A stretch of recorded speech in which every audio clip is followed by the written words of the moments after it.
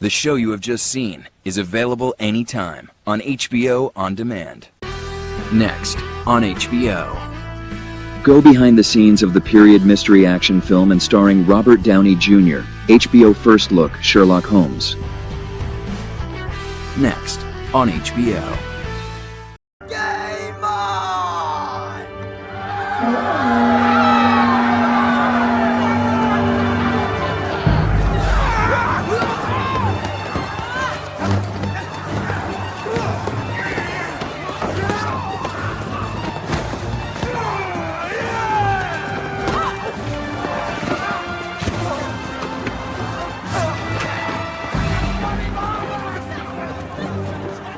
Once we pass this point, there is no turning back. It's a fight to the death. About time! Let's rip this shit up! Yeah! Yeah! Oh, snap! No! Come on! No! Ah! Oh, what the hell? Your place just killed me! You only got 2 strings. But you get that in Cleveland public schools. A lot of military statues in Cleveland. Very military. Is that where you're from? oriented. Some of them thought you might want something better to work with. Do you have a family? What? Are you a married man? The family's complicated. The good news is it has nothing to do with I don't go where you say go. I go where I want to go. I thought it was He's a guy, he's a good kid. He's lost his marriage. I'm done trying. I resign from everything. That's just terrible things to do. Sometimes friends piss each other off, right? It's part of the deal. I'm all right, my friend.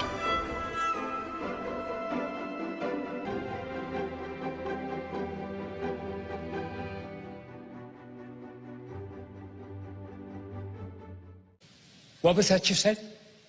I said, I'm cool. Before that? Thank you. Back up just a little bit more. No. Okay.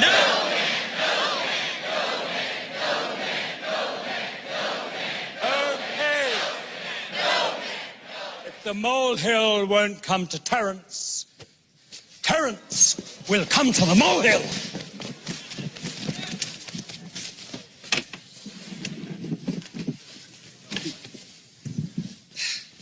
What's your name? Carl. Let me guess, Carl. Someone talked you into coming here today, didn't they? Yes.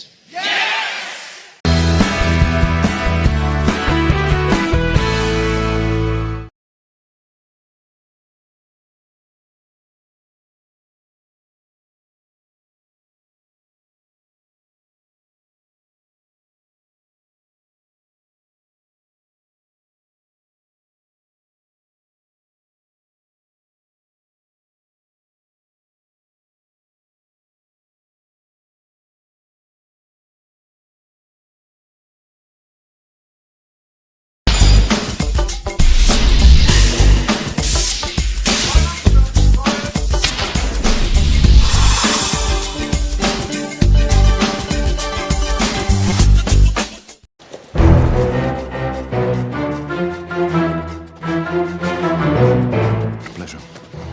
I have a fantastic creative team. So I have Sarah Greenwood, who's in charge of production design, who's done an amazing job. It's such a fantastic story, and it's so kind of brilliantly English. You know, the combination of Guy Ritchie and Sherlock Holmes, you know, I just thought, well, fantastic, that'll be a completely different approach. You know, his thing is he doesn't come in pretending that he knows everything about period, and so he listens and he wants it to be authentic. She was very determined to try and get scale to the movie. It's quite a big challenge because we had quite a short period to prepare the movie. My first impression when I read the script was, you know, it's like this cannot be real. You know, we had 11 weeks prep. It was a real challenge to achieve what we've achieved in the time that we had. What we've done is we've gone back to what are undoubtedly fantastic stories in a fascinating period, Victorian London, which was seedy and menacing and dark and full of theatre and drama. And we've looked at the qualities of these stories that perhaps haven't yet been investigated. Okay, we'll go one more time, everybody. Excellent, thank you. I see 2 men, brothers, Oh, not in blood, but in bone. Period should not be all, but period is what gives it its context and its rationale. And so as far as the interior of Baker Street, even though it would have started life as a relatively conventional kind of lower middle class house, it was decorated maybe 20 years, 30 years ago. It's gone slightly tatty, you know, and then Holmes has come in and basically he's screwed with it. He's completely messed it up. It is not a conventional Victorian parlour at all. It's the antithesis of that. You know, this is what would drive Mrs. Hudson completely mad. So here we have a beautiful William IV sideboard, which would probably, you know, be worth tens of thousands of pounds in our day, not in her day. It would have been an out-of-fashion piece of furniture, but certainly it would not, Mrs. Hudson would not be happy that Holmes is using it for his experimentation. All this was actually heavily researched but pulled together in quite a hurry because we were running out of time. We were doing all the other sets as well. But we sort of gathered all the smalls as we went along, from like flea markets, antique shops and hire companies. So it's a real sort of mass mix, really. A lot of the film was shot outside of London to try and get sort of Victorian cameos, which we could then patch together to create our Victorian London. And it was great having the freedom to go to places like Manchester and Liverpool, but to shoot the old dockside in Liverpool was fantastic, you know, because it's there and it's on its last knocker, you know, it's literally penciled for conversion in the next, you know, 12 months or so. So it was really great to be able to use those, you know, incredible buildings and things. Every other day, we're in a completely new location, and they've built us docks, they've built us factories, they've built us boats. You turn up and something's happened.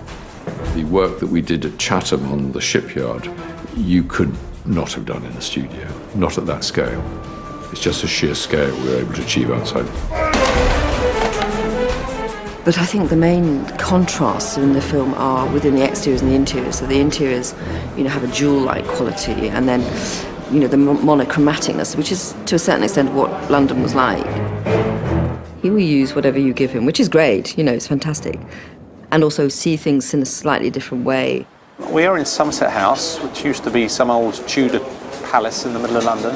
In fact, up and down here you've got all the old tombstones that line the walls. So we're more or less in the basement of Somerset House. And here this is replicating Blackwood's cell. And it works perfectly for the prison sequence. And also, because there's this enormous pathway that goes all the way around. So we can use it for the chase sequence in the beginning for the second unit. So it kills a couple of birds with one stone.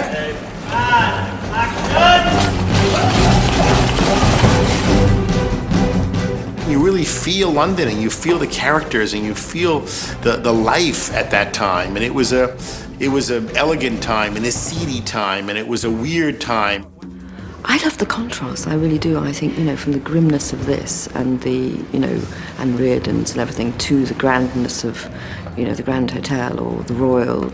So it kept you on your toe, it really did. And otherwise, so you don't get bored, you keep fresh, and you accumulate knowledge at such a rapid pace because you have to.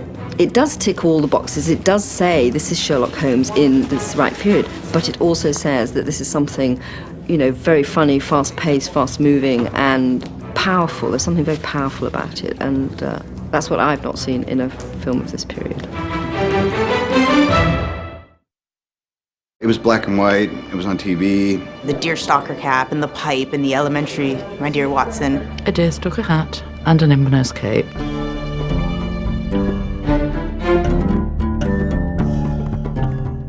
He became sort of the quintessential lofty toff. And what we've tried to do is take him back to what we believe to be his origin, which was essentially a more visceral character. I kept coming back to the same thing, and it was just these particular garments. And one is the black cord jacket, which what I loved about that was it had a flavour of the 1970s rock bands. And the tartan coat also I seem to have seen on some Rolling Stones album. We're actually going back and kind of staying truer to Conan Doyle's vision of Sherlock Holmes. We've tried to essentially make him a more streetwise character, although he's quite lofty and tofty still. He's a guy that can manage to percolate all the different echelons of English society, which were tremendously complex. See his walking stick, a rare African snakewood hiding a blade. It's not an old school adaptation of the book, so I don't think there's a deerstalker or a magnifying glass in sight. In recreating Sherlock Holmes, you see that he was a martial artist that he was even stranger than could be imagined. He had this variety of interests. Plays violin, plays piano, is just very adept at so many things. It almost looks like a sort of Victorian Cambridge Don, you know? Old school, dishevelled, because his mind is so busy he hasn't got time to think about his appearance. To me, that makes much more sense. London's so bleak this time of year. Not that I'm pining for New Jersey. It's interesting in bringing a female character into a Sherlock Holmes story because Sherlock doesn't really have love interests per se, but there is one woman, and her name was Irene Adler. She really runs the gamut of clothing. It's like, you know, these massive bustles to these, you know, lovely tailored tweed suits. You know, they're always a little bit flamboyant, yet she somehow slips under the radar.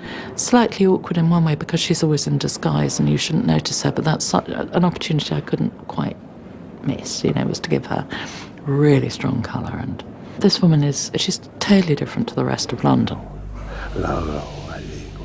The whole sense of that character and the incantation robes, they're a little bit heightened because they wore fairly plain sort of wizard's robe. I felt we could sort of fly a little bit. The writers have come up with a wonderfully sort of arcane, evil counterpoint to Sherlock. I found all sorts of ways to Blackwood that were, in essence, absolutely truthful to the Victorian period and just slightly off. So the coat's a leather coat, slightly Nazi-ish, rather odd fabric for the waistcoat, looks a bit visceral. What I wanted to bring, and what I know Guy and Robert looked to me to bring, was a yin, if you like, to his yang, you know what I mean? For this character, although it's lovely to have a terribly handsome man, he just wanted him stronger, so in fact it was the stronger tweeds that seemed to work. But in essence, it's good suits, good, strong English suits that a military man, you know, and a medical man would have worn, with just a hint to Afghanistan. In the books, he was a soldier, had fought in Afghanistan, and was essentially the brawn to Sherlock's brains. With that military background in mind, I really wanted him to be in the middle and in fact sort of on the front line and sometimes tearing in ahead of Holmes, and therefore in allowing Robert to be the slightly more wayward, eccentric, dilettante, you know, which is Holmes. It just feels kind of real, so I just feel so fortunate. Really making me look good. But that's the thing, is everybody is helping everybody put their best foot forward. And now, for me, there is no other Holmes. I mean, this Basil Rathbone character is something out of illustration from Punch or what have you. It never existed. For me, this is Holmes, without a doubt.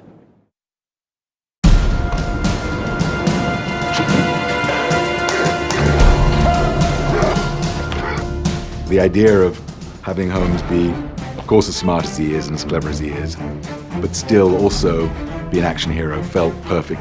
Most of it happens off screen in the stories, but it definitely happens. He's a single-stick fighter, a master of the strange art of Baritsu, bare-knuckle boxer, all that stuff. It feels like a 1891 version of a Bond film. Sherlock actually knew martial arts, he was a fighter, he could do what he had to do, and Downey plays all those elements.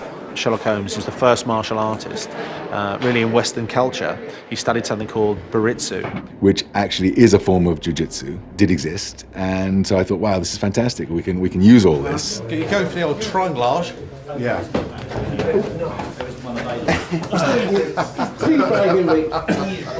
You'll have a hard time doing a trianglage on that. Yeah. Jiu-jitsu is Guy Ritchie's chosen martial art. Mine is Wing Chun Kung Fu. Well, Robert's been training in Wing Chun for the last 5 years, and he's good. He's very fast, very flexible. Initially, I thought I'd come in and just show Guy how badass Sifu and I were and how much we were going to contribute to the choreography, which we did. But on the very first day, he had me tie some guy up like a pretzel and choke him out with his own jacket, and we all just kind of stood there watching while he demonstrated how he would eviscerate his foe.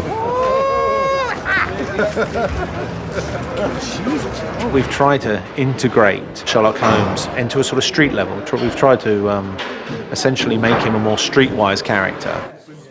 Well, Baritsu is a bastardization of Bartitsu, which was the English guy Barton who went to Japan and studied jiu-jitsu. But because Doyle doesn't call it Bartitsu, which locked us into Barton's jiu-jitsu. It actually is this kind of, nebulous thing that we were able to create. So it's a combination of Guy's style and my style. When it comes to Holmes' fighting skill, that's where his gentlemanness comes out. We don't want to oppose force on force, but rather flow around it or through it and utilize their energy against them. But ultimately, as much as possible, yeah, we want to keep that energy flowing forward, forward, forward, forward. And when you hit an obstacle or a wall, then you flow around and keep coming.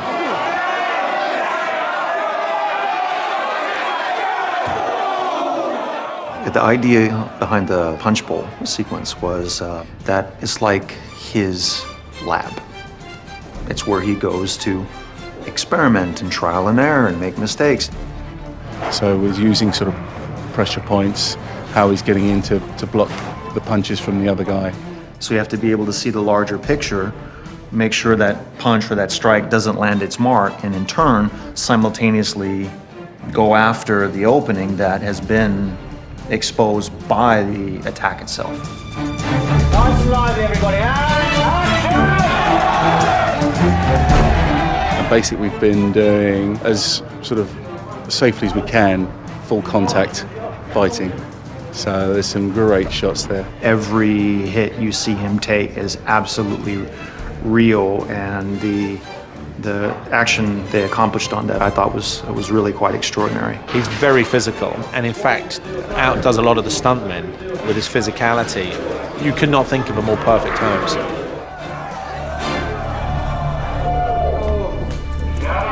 Don't cut. I got a little business at the end.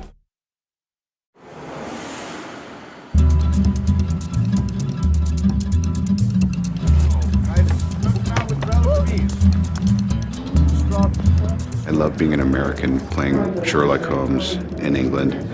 As long as the accent's all right, it's all gravy. Take us under the bridge. Port side, approximately 100 yards beyond that, you'll find the mouth of a tunnel which leads us to the shores. Ladies first. Robert Downey is the perfect Holmes in my eyes because he's American for a start. I like the fact he's American, which sort of gives him an international feeling. But his English accent is actually perfect. I was lucky enough to do Chaplin with him and Restoration. And so we set the groundwork, really, I suppose, not knowing that this would ever happen. I'm just different now, so I love language so much. And I love words. Before, though, I thought I'm doing this accent, and then I just do my voice, which is, the best voice that I'm aware of for me. Lady Ramsay reports an emerald bracelet. Insurance swindle. Lord Ramsay likes fast women and slow ponies. Can't. The lovely thing about Robert is that he can do it off the cuff, virtually. I mean, and then I have to go in and say, well, just do that, and it's done. And it's often to do with rhythm. It's RP, received pronunciation. He who would hear and now know aught of the new art must fight, toil, care, learn, then take his ease. Phonetic alphabet type stuff. I don't know how many times I can say, crime scene photographer is what your constabulary requires. A photographer? Indeed. It is the future. That kind of gives Holmes and Robert's accent total authenticity. And often as an actor, you find that doing an accent can get in the way because everything you're thinking about is concerned with the sound of your accent. But he doesn't seem to have any problems with that whatsoever. We allow some changes to take place, but it's good to know where it ought to be, and then you can break those rules and use modern terminology or modern phrasing for effect. I need your help. I want you to find someone. Why? Careful. Why are you so suspicious? What shall I answer, chronologically or alphabetically? And Andrew Jack has gotten me to the point where it's like, well, technique is just the price of admission. And then it's what do you do with those? So I lean on him quite heavily when he'll tell me why a rising or lowering inflection changes entirely. And he is the expert, and I am the student. Joe Regan. I was the 15th most dangerous man in London. On fifth, sir. Working your way up. What are you in for this time? piracy, is it? Everybody else Piracy clear on now? the Thames. Piracy on the Thames. How romantic. Is it? The Thames. It's often just stressing, like, you know, I'd say, pick up the book. And he'd say, pick up the book. So he'll put the stress on up instead of pick, you know, like Americans do. Come in, you know, and we go, come in.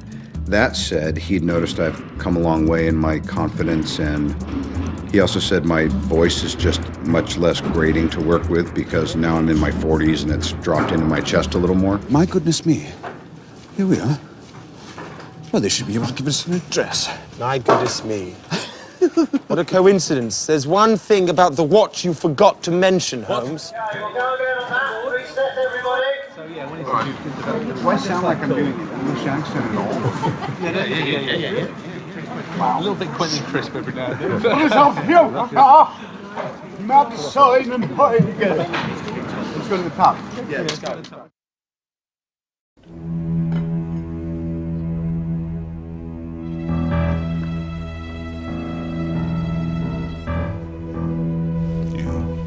Sherlock Holmes, he's not that interested in women, at least on the surface. He's certainly not interested in marriage, and he's not interested in the typical kind of domestic relationship that Watson would want to have. He's a weirdo. He's not asexual. It just seems like he says to Watson, you know, the fair sex is your department. I mean, he even says in one of the stories that he doesn't believe in love and that kind of emotion because it would interfere with his process. I think he's too aware of the fact that it's an investment and that he has sacrificed his potential enjoyment in said realm for a higher cause. Part of Lionel's original conceit was to bring Irene Adler into the story, and Irene is an interesting character because she actually didn't appear in a lot of the stories. I think maybe only one story, actually, Scandal in Bohemia, but she had a lasting impression on Holmes, and she was always called the woman. And it seemed logical to bring Irene back. They met once in Scandal in Bohemia. I would suggest that maybe they met again. She broke his heart, and now they meet again. And it's a totally unorthodox romance. Even though it's a period in its style, that I think the romance is quite, you know, modern at times. Is that the Maharaja's missing diamond? Or just another souvenir? You know, he's a cruel despot with a palace full of them. Let's not dwell on the past, shall we? So it's kind of a fun dynamic because you have a woman who's the only one who bested Holmes. And there's something about her that just drives him crazy, both in the good and the bad way. So it's kind of the perfect character to introduce to the mix. And one of the things that a lot of people don't realize is that Irene was actually an American. She was born in New Jersey. In the original book, I think she's an opera singer, and she's also sort of an adventuress. She's a woman who has various affairs with men. And I sort of went a step beyond, and I imagined her as a sort of secret agent. They're both after the same thing, and they can't decide whether to fight each other or to make love. The movie itself seemed like it was going to be a lot of fun, and there's, you know, obviously lots of action. I love, you know, characters that are really physical, so Irene had that going for her. You know, Robert is like a superhero in disguise, and he's so collaborative and so funny and so incredibly creative, you know. Really keeps you on your toes. And Rachel is incredible because she's so beautiful and she's so sweet. But, and this is what we're doing with Irene, and you push her, you're gonna see a real vicious side. I've had to find some sort of balance between, you know, the elegance that women had at that time and this fearless, reckless nature. She's definitely a real renegade, you know. She's playing in a man's world at this time. She comes across as incredibly sweet and lovely, but underneath it all, she's just terrible. What have we here? She literally just knifed a guy in the alley, and she just waltzes through with her roses and her beautiful dress and every hair in place, you know. She's got that snaky quality where you don't know if she'll kiss you or kill you. She's, you know, somewhere in between. And I have so many weapons. I mean, I don't know where they all fit, but apparently I can fit a knife, 2 guns, and a pair of handcuffs, all in this suit with these 2 little pockets.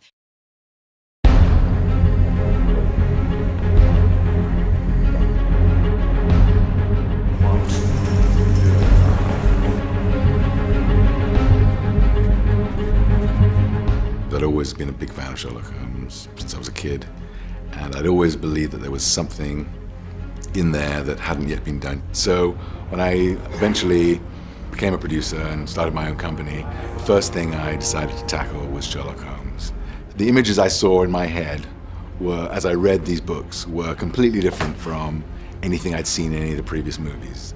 The more you look into Conan Doyle's book, such a rich character, such a rich world, and he and Watson and even their nemesis are just, they're such fleshed out folk. I didn't see him as the kind of buttoned up, I would say Edwardian gentleman. Sherlock is a much more sort of modern and bohemian and complex and interesting character. You know, Conan Doyle based Sherlock Holmes on a Scottish doctor who was supposed to be able to basically look at you and tell you what was wrong with you. So in a way, Sherlock is a man who thinks so quickly that he's able to look at you and size you up. You're engaged.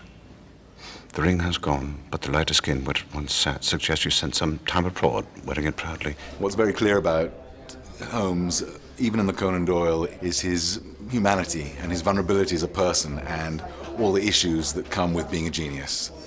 And how uncomfortable he is in the world. He's a bit of a weirdo, and the things that get him off are the things that frustrate most people. And the things that annoy him to no foreseeable end are the things that most people would say, well, that's commonplace, that's just the way life is. Holmes is the kind of character who, you know, he literally does spend, between cases when he's bored, he spends 2 weeks just lying there on the sofa. And he doesn't feel bad about it. He's got that kind of slacker mentality, as well as being very, very driven when he's on a case, which I thought was really interesting. And I hope that Watson holds his own pretty well in this movie. And I think, in a way, he's the person we'd want to be in many ways. There was so much uncovered and so much unexplored in the character. His sort of strict military training and background, and the fact that he dives headfirst into these very physical, combative, and dangerous scenarios with his partner in fighting crime, very willingly. You know, he's definitely a ladies' man in the books. He is the writer of the stories, and so just by virtue of that, you can see his level of intellect. So I think our conception of Watson is actually a much more accurate one, and I'm rather proud of that, than what we've seen before. How it started was that I've been fascinated by another side of Victorian life, which is the occult. And of course, Conan Doyle was as well. He was a spiritualist. He got involved in all sorts of seances and stuff like that. So I came up with a story which involved the whole notion of sort of spiritualism and the occult and all that kind of stuff. In a way, in the same way as Hound of the Baskervilles, create a mystery where all this magic is presented, and part of what Holmes has to figure out is it real magic or not? And if it's not, how did he do it? You know, his power is his brain. You know, his power is that he's able to figure things out that nobody else can see. There's a line in the movies, how did you see that? He says, I was looking for it. I mean, it's that kind of ability that Holmes sees things that nobody else sees. Sherlock Holmes' insight into the human condition is quite extraordinary, and I'm sure that's, you know, I've been trying to figure out what it is about him that makes him so popular and why we all love him, and I think it's that ultimately. He really understands what makes people tick, I think, in the most modern way, and in a way that applies to us as, you know, today, as much as it did back in his day.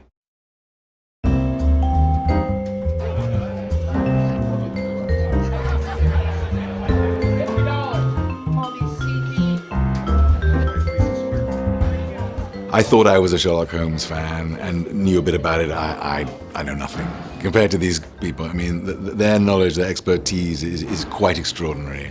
And they meet up on an annual basis to sort of celebrate Sherlock Holmes. A lot of Sherlockians read the canon every year, or at least parts of it. They try to keep up.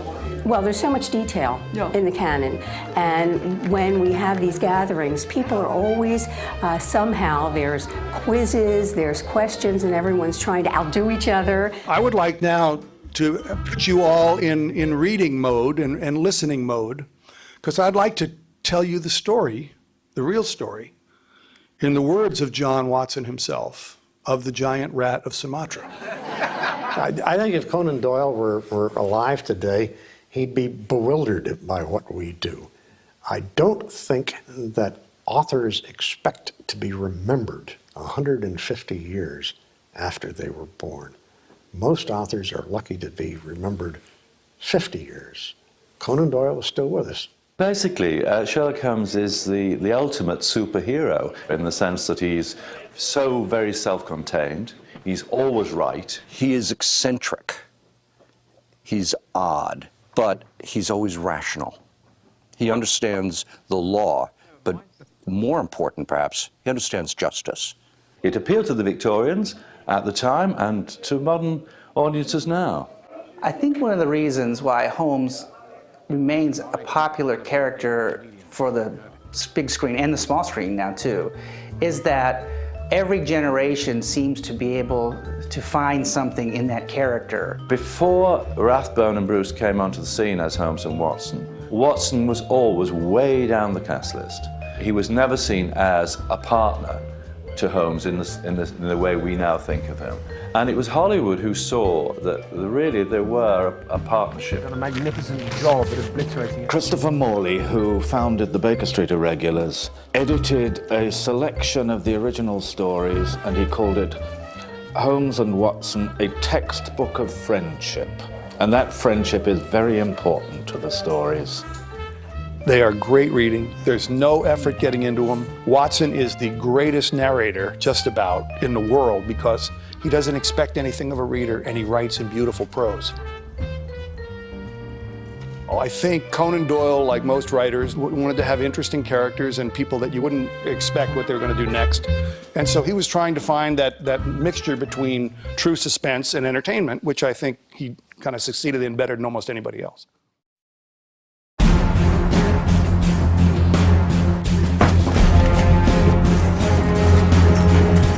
We are in a position with technology today and the kind of budget that we have to really recreate London as a character, but in a way that will feel like a real place.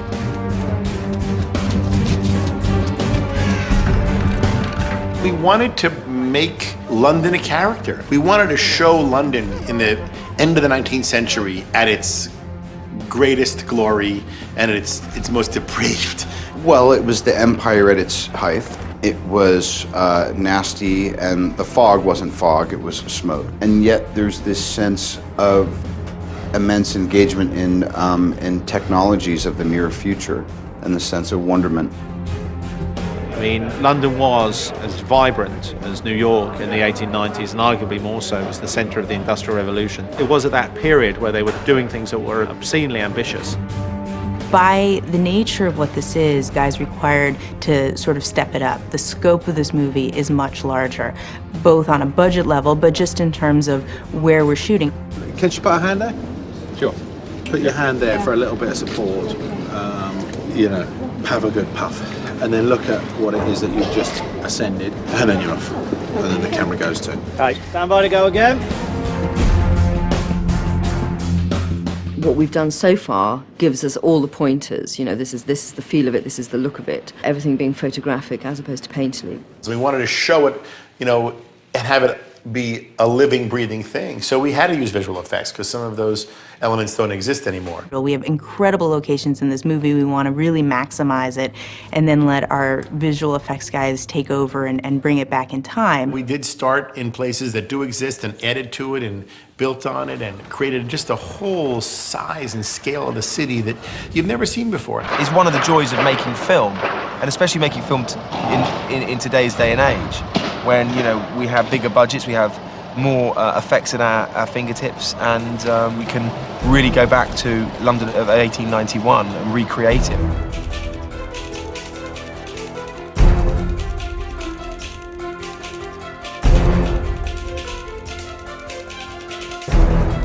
The idea here, and one of the things Guy does bring to it, is you want a gritty reality to it. We still have a lot of fun with it, there's still a huge scope to it, but we wanted to feel like we're really in 1891. We didn't want to feel like we were on a sound stage.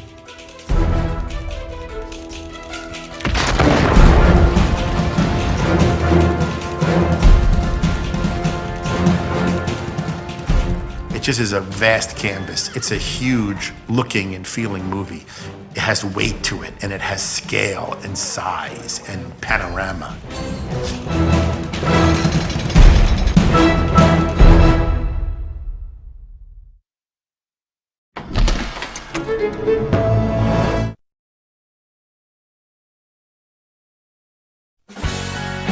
Next on HBO. A dog-hating mailman cares for a boy and an FBI dog running from mob killers. David Arquette stars in C-Spot Run. Next on HBO. What was that you said? I said, I'm cool. Before that? Thank you. Back up just a little bit more. No. No!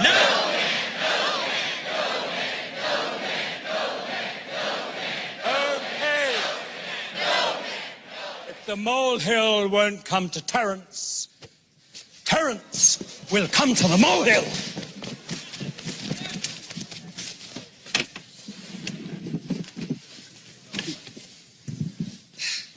What's your name? Carl. Let me guess, Carl. Someone talked you into coming here today, didn't they? Yes. Officer Fisher, still on foot pursuit. Subject's headed towards the marina.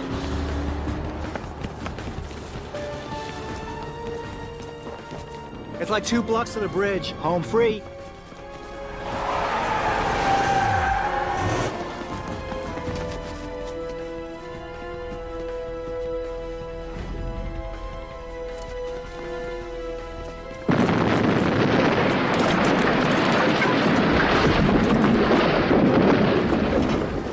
You only got 2 strings. But you get that in Cleveland Public Schools. A lot of military statues in Cleveland. Very military. Is that where you're from?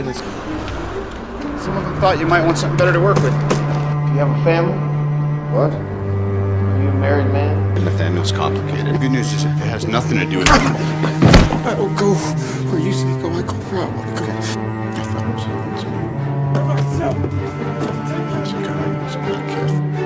He's lost his way. Done trying. I resign from everything. That's just a terrible thing to do. Sometimes friends piss each other off, right? It's part of the deal. I'm honored to be your friend.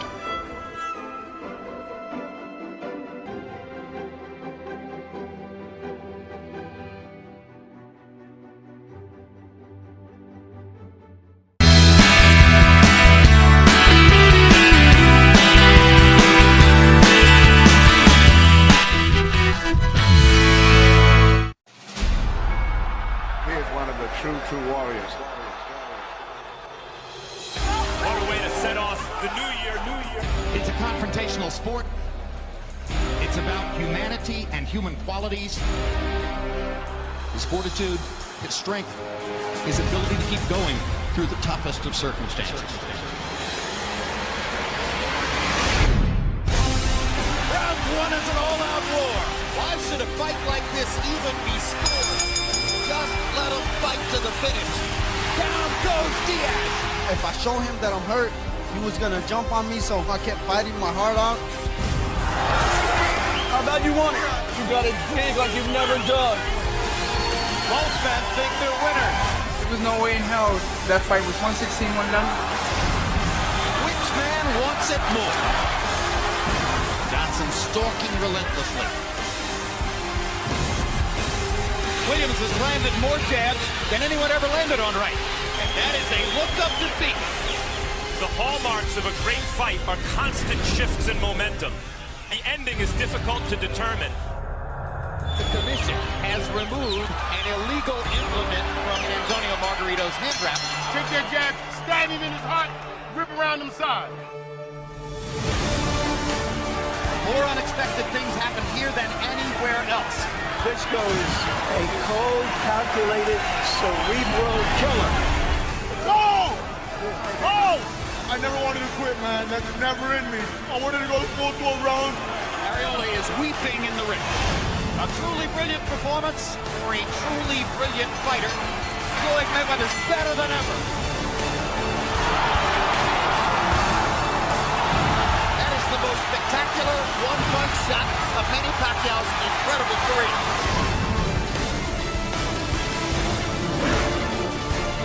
Suddenly, the Miguel Cotto of old has emerged.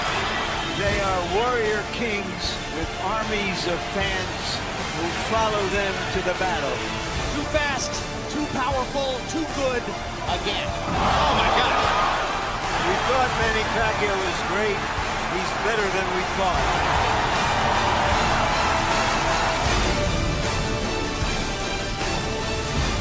That drum beat you hear building in the background is fans' expectations of Manny Pacquiao going against Floyd Mayweather.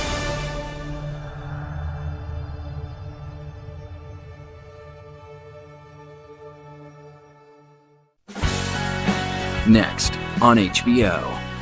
A dog-hating mailman cares for a boy and an FBI dog running from mob killers. David Arquette stars in C-Spot Run.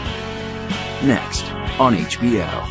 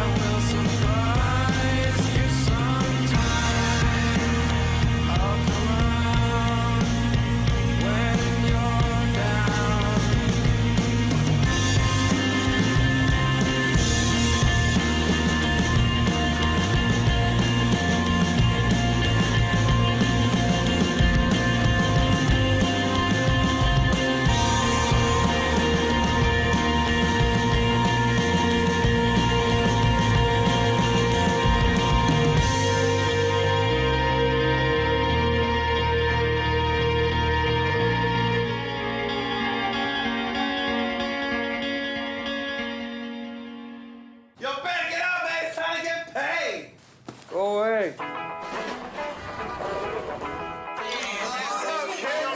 I just wanted us to actually do something for once. Not just watch, as happens to all our friends. Rachel! And go home. I guess we're not the losers you thought we were.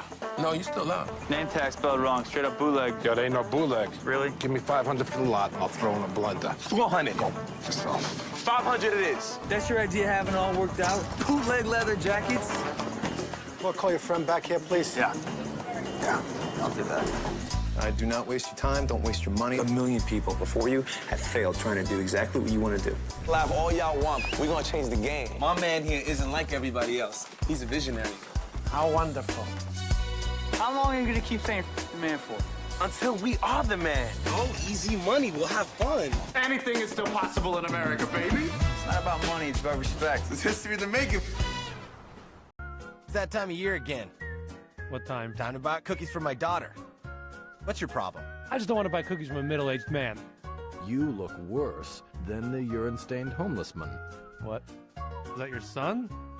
That guy's really getting big. Are you calling my son fat? What, an a-hole? What does a-hole stand for? Stands for Tim. Tim, what are you doing? Hey! Amy! Tim, I just can't get that image of you being carried out by that female firefighter out of my head. It's like carrying a sandwich. This does not make me look good, does it? Very few things do, Tim. Yeah. Tonight on HBO. At 8, back-to-back 3 episodes of True Blood. At 11, boxing's best of 2009. And at 12, the 25th anniversary Rock and Roll Hall of Fame concert.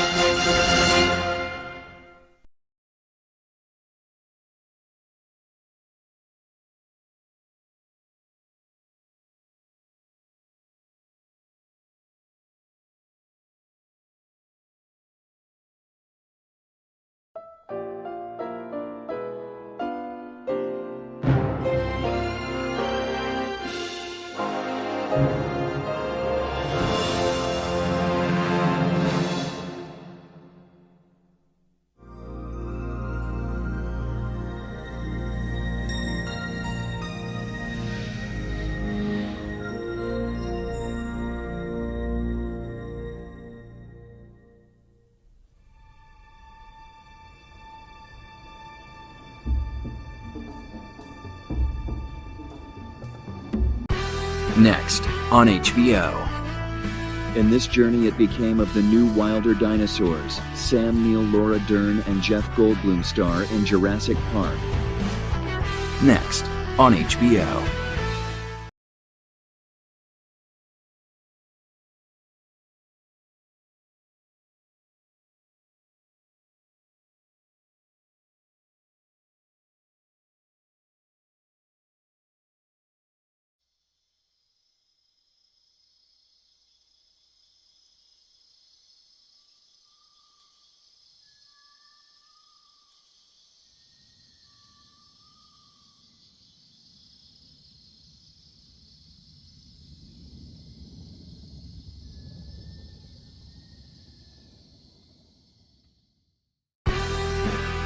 Next on HBO. A trailer trash geek who goes in search of the parents who abandoned him. David Spade and Brittany Daniel star in Joe Dirt. Next on HBO. Officer Fisher, still on foot pursuit. Subject's headed towards the marina.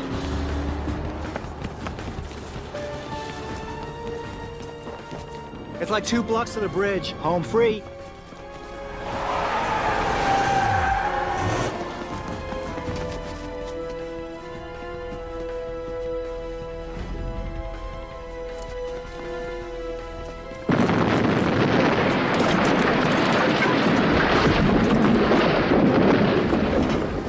You only got 2 strings. But you get that in Cleveland public schools. A lot of military statues in Cleveland. Very military. Is that where you're from?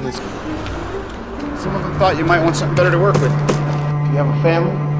What? Are you a married man? Nathaniel's complicated. The good news is it has nothing to do with I will go where you say go. I go where I want to go. I thought it was always me. He's a guy, he's a good kid. He's lost his way. I'm done trying. I resign from everything. That's just terrible things to do. Sometimes friends piss each other off, right? It's part of the deal. I'm all right, your friend.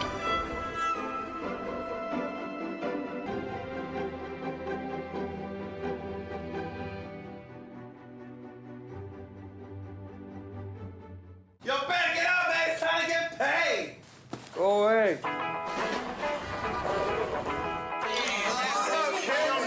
I just wanted us to actually do something for once. Not just watch, as happens to all our friends. Rachel! Ben, go home! I guess we're not the losers you thought we were. No, you still out. Name tag spelled wrong. Straight up bootleg. Yo, there ain't no bootleg. Really? Give me 500 for the lot. I'll throw in a blender. 400. Just throw. 500 it is. That's your idea, having it all worked out? Bootleg leather jackets? Well, call your friend back here, please. Yeah, I'll do that. Do not waste your time, don't waste your money. 1 million people before you have failed trying to do exactly what you want to do. Laugh all y'all want. We're gonna change the game. My man here isn't like everybody else. He's a visionary. How wonderful. How long are you gonna keep saying the man for? Until we are the man. No easy money. We'll have fun. Anything is still possible in America, baby. It's not about money, it's about respect. It's history to make it. Tonight on HBO. At 8, back-to-back 3 episodes of True Blood. At 11, Boxing's Best of 2009. And at 12, the 25th Anniversary Rock and Roll Hall of Fame concert.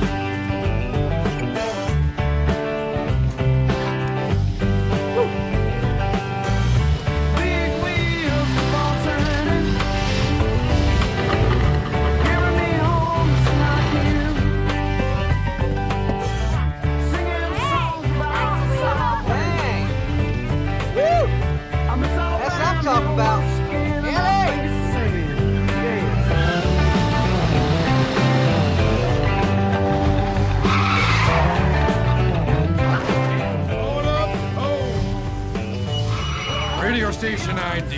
Coming to work? Joe Dirte? Don't try and church it up, son. Don't you mean Joe Dirt? Naming you that, your daddy must have really hated you. You're wrong, brother. I got a good name for this car. Rusty. Shit'll buff out. Don't bother. Just drive this piece of crap off a cliff. Do us all a favor. Does this look like a piece of crap to you? You like them spinning tires, do you?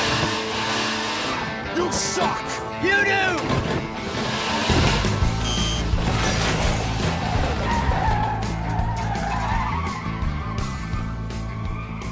Did he hurt you, baby?